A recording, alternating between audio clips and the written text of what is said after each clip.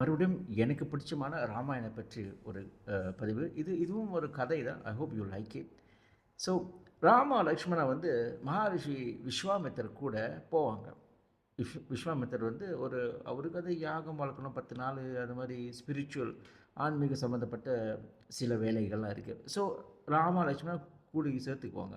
அங்கே இருக்கிற அசுரனை அழிக்கிறது. அதே சமயம் ராமர் லக்ஷ்மணுக்கு வந்து இந்த அம், இந்த கலைகள், அதாவது அஹ், அதாவது அந்த அங்கே இருக்கிற அந்த வெப்பன்ஸ் அதெல்லாம் எப்படி பாய்க்கிறது, என்ன மாதிரி மந்திரங்கள் படிக்கிறது, ஜபிக்கிறது, இதெல்லாம் சொல்லி கொடுத்துட்டு வந்திருப்பாங்க. யார்? விஸ்வாமித்தர் வந்து ராம லக்ஷ்மணுக்கும். ஸோ அந்த ஜேர்னி காட்டு வழியாக அங்கெல்லாம் போனோம். அப்போ ஒரு ஒரு இடத்துக்கு வரும்போது ஒரு ஒரு கதை வரும். It's very interesting. அந்த ஒரு கதை தான் வந்து த்ரிஷங்கு பற்றின ஒரு கதை. இந்த விஸ்வாமித்திரர் சொல்லுவார். அப்போ ராமா கேட்பார், என்னது இந்த இடம், ஏன் இந்த இடத்துல இந்த காட்டில் மட்டும் ஏன் இவ்வளோ இருட்டாக இருக்குது, ஏன் இருண்டு போயிருக்கு, இது என்னது என்ன சொல்லிட்டு தென் ஹீல் ஸ்டார்ட் அ ஸ்டாரி. அப்போ அந்த ஸ்டாரியை வர உள்ளுக்கு இன்னொரு ஸ்டாரியெல்லாம் பார்த்தா இந்த த்ரிஷங்கு. த்ரிஷங்குன்னு ஒரு ராஜா இருந்தான். பேசிக்லி இஸ் யூஸ்லெஸ் போல. ஓகே, அராஜகம் பண்ணுறது, அரகன்ஸ், அகந்தை, திமிரு, பெருமடிக்கிறது, அந்த மாதிரி உள்ள ராஜா. பேசிக்லி வீணாக போன ராஜாலாம். அப்போ அவன் வந்து மக்களை துன்புறுத்துறது அந்த மாதிரிலாம் பண்ணிக்கிட்டு இருப்பான். அப்போ என்ன பண்ணுறதுன்னா, ஒரு நாள் அவன் என்ன பண்ணான்னா, அதாவது அவனுக்கு அவ்வளோ ஒரு அகந்தை, அந்த திமிரு எப்படின்னா, உயிரோடையே நான் வந்து சொர்க்கத்துக்கு போகணும், சொர்க்கத்துக்கு நான் போய் பார்க்கணும், உயிரோடு இருக்கும்போதே.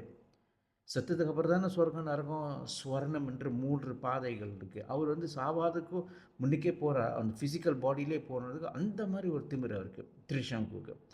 ஸோ வசிஷ்டர் என்ற ஒரு பிரம்ம ரிஷி, பவர்ஃபுல்லான ரிஷி, அவர்கிட்ட போயிட்டு இந்த மாதிரி ஆசை இருக்குது. பிரம்ம ரிஷி வந்து போடான்னு சொல்லிட்டு இதெல்லாம் வந்து இதெல்லாம் சாத்தியப்படாத விஷயம்னு அனுப்பிடுவார்.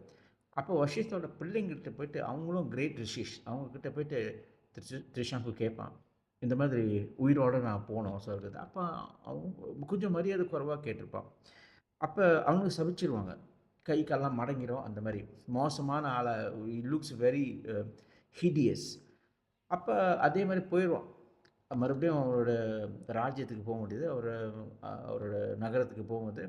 அப்போ அங்கே இருக்கிற அவங்களோட சப்ஜெக்ட் மக்கள்லாம் பார்ப்பாங்க, எப்படி இந்த ராஜா இந்த மாதிரிலாம் ஆகிட்டான், அதான் நம்மளுக்கெல்லாம் கஷ்டம் கொடுத்தனால அதான் இப்படி இருக்கான், பேச ஆரம்பிக்கிறாங்க பின்னாடி. அப்போ அவருக்கு வந்து அது சரி, இந்த ராஜ்யமே வேண்டாம், ஒன்றும் வேண்டாம் சொல்லிட்டு பாருங்கள், அவரோட அந்த அகந்தை, அந்த எரகன்ஸு, ராஜ்யமும் போச்சு, அவரோட உடலும் போச்சு. அப்பயும் விட்டு கொடுக்க முடியாது. மறுபடியும் இல்லை, நான் போய் தான் ஆவேன், சொர்க்கத்துக்கு இந்த இந்த உடலில் தான் போவேன். அதுக்கப்புறம் போய் யாரை பார்ப்பாரு? விஸ்வாமித்திரை பார்ப்பார். இப்போ விஸ்வாமித்திரர் தான் கதையை சொல்கிறாரு, விளங்குதா? அவர்கிட்டே போய் பார்க்குறாரு, இந்த மாதிரி வசிஷ்டாட்ட போனேன். அப்போ விஸ்வாமித்திரர், நில்லு நில்லு, யார் சொன்ன? வசிஷ்டாவா? வசிஷ்டருக்கும் விஸ்வாமித்திரருக்கும் சரியான போட்டி, கடுமையான போட்டி. They are quite rivals. யார்? வசிஷ்டா, விஸ்வாமித்திரர். அப்போ விஸ்வாமித்திரர் நினைக்கிறாரு, ஓ, வசிஷ்டா முடியாது சொன்னனால பரவாயில்ல, நான் நிரூபிக்கிறேன். ஏன்னா அவங்களுக்கு போட்டி இருக்குல்ல, நான் நிரூபிக்கிறேன், உடனே நான் அனுப்புகிறேன் உயிரோடைன்னு அனுப்புவார் த்ரிஷங்குவை. சொர்க்கத்துக்கு போயிடுவான். சொர்க்கத்துக்கு போனால் இந்திர பகவான் நிற்பான். இந்திர பகவான் வந்து, நீ எதுக்கு இங்கே வந்தேன்னு த்ரிஷங்குவை பார்த்து, இல்லை நான் சொர்க்கத்துக்கு பார்க்க போகிறேன், அதெல்லாம் முடியாதுன்னு, உனக்கு வந்து மண்டை கிணம், அதனால நீ விழும் போது உன் மண்டை தான் படணும் பூமியை சொல்லிட்டு ஒரே எத்து அங்கேருந்து. ஸோ சொர்க்கத்துக்கு பூமியில் உழுவரும், அதான் மண்டை கிணம் சொல்லுவாங்க, விளங்குது? அவரோட ரிவர்ஸில் தலை கீழே இருக்கும், கால் மேலே இருக்கும், தலை கீழே இருக்கும், கால் மேலே இருக்கும், அதான் மண்டை கிணம்னு சொல்லுவாங்க.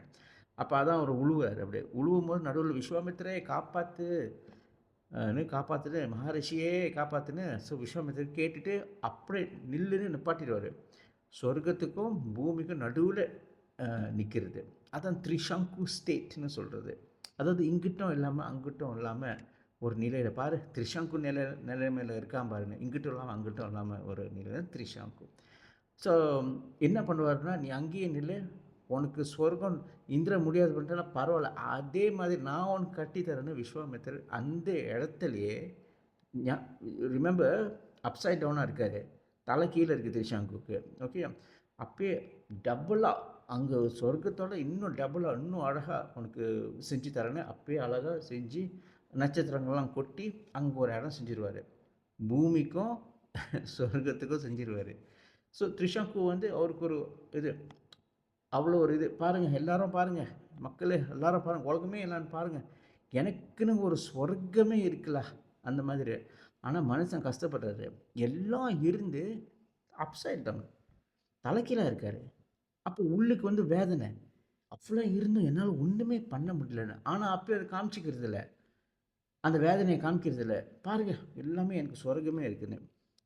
இதில என்ன ஒரு விஷயம் என்னன்னா, அதாவது சம்டைம்ஸ் நம்ம வாழ்க்கையில இந்த அரகன்ஸ், இந்த அகந்தை, இந்த ப்ரைடு, இந்த ஈகோ வந்துங்க நம்மள அழிச்சுக்குவோம். நம்மள அழிச்சுக்கிட்டு பரவால்ல. ஆனா மத்தவங்க பார்க்குறாங்களே நான் நல்லா இருக்கேன்னு. அது போதும் எனக்குன்னு. ஆனா உள்ளுக்கு பார்த்தீங்கன்னா, அவங்க அழுந்துட்டு இருக்காங்க. வெளிய பார்க்க தான் எல்லாம் அழகா தான் இருக்கு. ஆனா உள்ளுக்கு த்ரிஷாங்க் மாரியே தலைகீழே தான் இருப்பாங்க. I hope you like this story. வணக்கம்.